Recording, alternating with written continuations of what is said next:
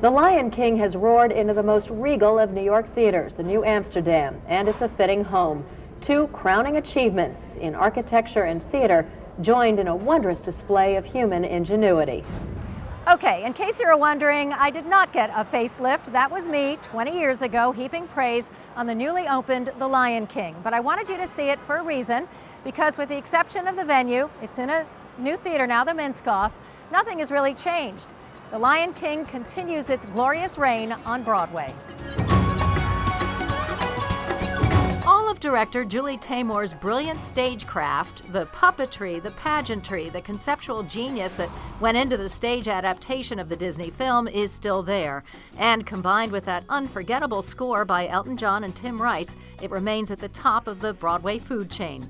There are actually a few minor changes. The running time has been cut by about 10 minutes, and more recently, the production team added some new dance music and choreography, along with a pointed reference to Frozen, another of Disney's big hits. It is in great shape musically and vocally. That jaw-dropping procession of the animals down the aisles during Circle of Life remains the best open to any show on Broadway. The performances are very strong, and the humor, particularly from the wisecracking Timon, is spot on. 20 years ago, when I first saw The Lion King, I couldn't wait to bring my young son. As a child, he loved it. He's 24 now, and we recently returned, reliving the thrill together. But this time, seeing it as adults, we gained a new perspective on the show. And suddenly, that beautiful anthem, Circle of Life, turned into a poignant reminder that life does indeed come full circle. And now I can happily say once again, long live the King. Theater in the round is always a challenge to stage, but the dazzling revival of Once on This Island, currently ensconced here at the Circle in the Square Theater, feels right at home. And long may it live. If you listen very hard, you'll hear her fall out. The show that first graced Broadway in 1990 is back in a production that comes to life in a burst of creative energy, courtesy director Michael Arden. His staging of the vibrant musical, written by Lynn Ahrens and Stephen Flaherty, sprawls with abandon across the entire playing space, up the aisles and along the back walls. The audience is immersed in the island story of a young peasant girl orphaned in a hurricane and taken in by an aging couple. It's a Haitian folktale about a population divided by race and privilege. The two worlds meet when Timon, young and naive, falls instantly for a young man from the other side of the island who is mortally injured in a car crash. The gods who rule the peasants make a wager, pitting the powers of love versus death. Arrogant fool, think you can hold back death. Stay away! Arden's vision weaves together island culture, the have-nots and the haves, with remarkably inventive artistry. From the set, complete with a body of water, to the phenomenal ensemble, every piece of this production pulses with an organic exuberance that's impossible to resist. And if the storytelling gets a bit muddled, just let that wonderful score carry you away with its mix of gentle rhythms and pulsing beats. I cannot say enough about the cast. Everyone contributes mightily with multitudes of talent. Lea Salonga always delivers something special. Merle Dandridge stands out as the demonic god of death, and Haley Kilgore is in a category all to herself. With a voice gifted by the gods and a glorious stage presence, Broadway has its newest star. Going somewhere. Once on This Island is exhilarating theater. Once you enter that sacred space, it will wash over you with the power of the ocean and the embrace of an island breeze. Roma, Torre, New York 1. Are you ready, kids? My experience with SpongeBob is naturally through my children, big fans who still sing that theme song. Who lives in a pineapple under the sea? SpongeBob SquarePants! And if you're a fan, this one's a boatload of fun.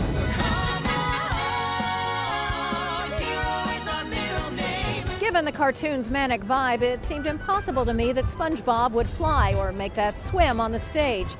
How to translate those wacky animated creatures into live bodies was an obviously daunting task, not to mention capturing the rather subversive humor that children find so appealing. Well, hats off to director Tina Landau and her gifted company for being able to ride the wave so entertainingly. Enhanced by pitch-perfect sound effects, they managed to replicate the loony shenanigans of the Bikini Bottom dwellers all the while making it somewhat palatable for adult tastes. I'm not a loser. And that's not all. The score features original songs from some of the biggest names in music: David Bowie, Aerosmith, John Legend, Cyndi Lauper, and the list goes on and on. The book by Kyle Giroux is a clever melding of the narrow cartoon storylines with the more expansive needs for Broadway. SpongeBob, Sandy, and Patrick join forces to save the day after a volcanic eruption spells imminent doom. Casting is key, of course, and there is no disappointing here. All of the leads embody their cartoon counterparts impressively while singing and dancing with ease. And best of all, Ethan Slater's nasally SpongeBob nails the character's silly shtick, all the while giving him a most welcome heart. I am not a simple soul. My one big qualm is the running time. 2.5 hours of SpongeBob may be more than some kids can absorb. But that aside, if you're up for some anarchic fun, dive right in. Roma, Torre, New York 1. John Lithgow is a wonderful actor and clearly excels in the art of storytelling. It is, as the title of his one-man show suggests, something close to his heart. But unfortunately, his labor of love requires a more intimate setting. And while there's nothing wrong with his storytelling, on that big Broadway stage, it's the stories themselves that get a little lost in translation. My father produced every single one of Shakespeare's plays. Lithgow engages us right from the start with tales of his happily eccentric family, led by a father with a crazed passion for Shakespeare, as he put it. Arthur Lithgow traveled the country with his wife in tow, young John and 3 other siblings, staging productions big and small. And the glue that brought them all together each night were the stories that Arthur read from an anthology book entitled Teller of Tales. The bulk of the 2-hour show is comprised of 2 stories from the book: Haircut by Ring Lardner in the first act, and following intermission, P.G. Woodhouse's Uncle Fred Flits By. The stories obviously hold special meaning for Lithgow, but even the best literature has limited appeal to a mainstream theater audience. And as eager as Lithgow is to share them with us, in that giant setting, it all just came across as an exercise in self-indulgence. With a kind of exuberant flamboyance. As an acting lesson, Lithgow, with his warm, folksy charm, does not disappoint. Fascinating to study his pantomiming portrait of the gossipy, cackling barber in Haircut, and his comic versatility is on full display as Uncle Fred and all the wacky characters in the Woodhouse story. Audience members on the night I attended seemed split, with some laughing out loud while others were out cold. But hearing Lithgow so lovingly recount his own personal tales growing up made me wish those were the stories he chose to tell. Roma, Torre, New York 1. The ancient Greeks had Aristotle. A century ago, there was George Bernard Shaw, and today we have Tony Kushner as our modern-day playwright moralist. His sweeping opus, Angels in America, set during the early years of the AIDS epidemic, returns to Broadway in a bravura production, proving itself a classic with a timelessness born of a very specific time and place. The place is New York City, the time 1985 and 86, when the gay community was in the throes of a plague that spelled certain death. Lesion number 1. Look at the wine dark kiss of the angel of death. And while AIDS is no longer a likely death sentence, the political and social climate that turned a cold shoulder to the suffering back then seems little changed. As one character says, we're a melting pot where nothing melted. It's striking how relevant the play remains. Kushner's indictment of our moral failings extends to matters of race, mental illness, religion, and family. Divided into 2 plays, Millennium Approaches and Perestroika, even the Russian connection resonates. What stood out to me is the startling depiction of the angel. Far from a herald angel, this time it's a hauntingly evocative creature portending tragedy filled with humor, fantasy, surrealism, and in the end, a glimmer of hope. As monumental as it all is, Perestroika, with its extended flights of fancy, could stand a trim. With 4 intermissions, the 2 plays run close to 8 hours. Still, the production, imported from London and directed meticulously by Marianne Elliott, is enthralling. I have to single out Andrew Garfield, sensational as Prior Walter, a gay man with AIDS who's battling not only illness, but the abandonment of his longtime partner. Yeah, I know what time it is. I couldn't sleep. I'm busy dying. And Nathan Lane doesn't just sink his teeth into the role of Roy Cohn. Stone, the real-life self-hating and hateful gay man who was Donald Trump's favorite lawyer. He devours him. Another tour de force performance that cements his standing as legend in his own time. Angels in America is intellectually and emotionally rewarding. And whether you believe, as Kushner so optimistically writes, the great work continues, there is no doubt the work is great on that Broadway stage. Hallelujah once again. Roma, Torre, New York 1.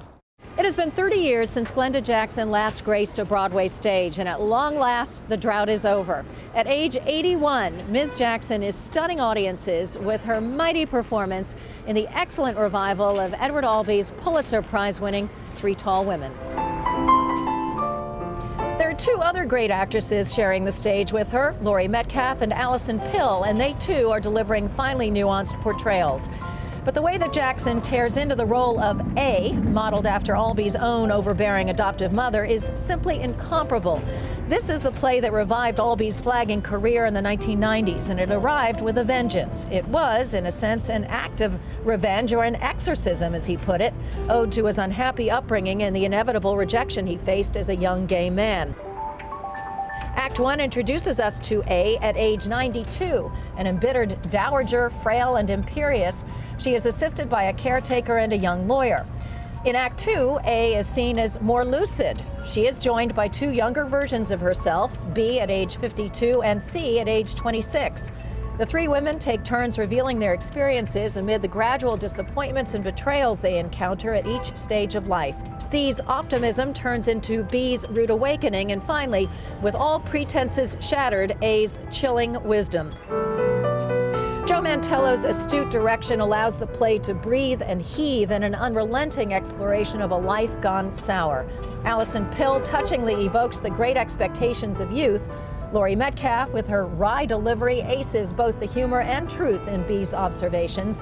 But Glenda Jackson's peerless portrait makes Three Tall Women an unqualified triumph.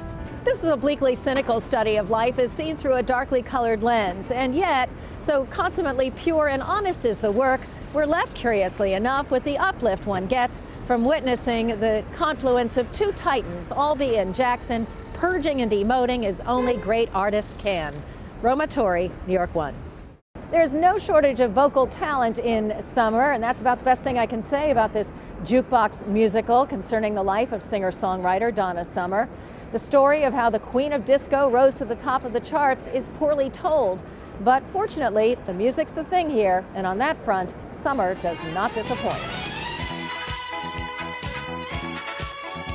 She certainly did work hard for the money. The show's creators framed the story around the many adversities she suffered: sexual abuse, domestic violence, mismanagement, drug addiction, a suicide attempt, and the lung cancer that took her life in 2012. It's all glossed over in a rudimentary paint-by-the-numbers presentation, and the narrative structure, bouncing back and forth in time, prevents us from gaining a clear sense of Summer's career progression and her accomplishments. We do learn that her great talents extended far beyond disco songs, and she was determined to break out of Studio 54. Of course, that's where she truly was queen, and the tunes that shot her to stardom in the 70s, Last Dance, Bad Girls, Hot Stuff, among so many others, are thrillingly performed by a phenomenal trio of actresses. Depicting three stages of Summer's life, Storm Lever plays Duckling Donna, Ariana DeBose is Disco Donna, and LaShawn's Diva Donna. The numbers are loosely arranged, with the women singing separately and together throughout. Fans in the audience, encouraged to sing and dance along, are clearly feeling the love. Sergio Trujillo provided slick choreography, but with all that disco music, dance should have taken a more prominent role. Summer's controversial remark that God made Adam and Eve, not Adam and Steve, is addressed here as a complete misunderstanding. And with Summer's claim about being in a world of mystery and androgyny, director Des McAnuff curiously mixes up male and female roles. So strange to see Summer's longtime producer, Giorgio Moroder, played by a woman. I would have loved to love this one, but despite some hot performances, Summer is just lukewarm. Roma, Torre, New York 1.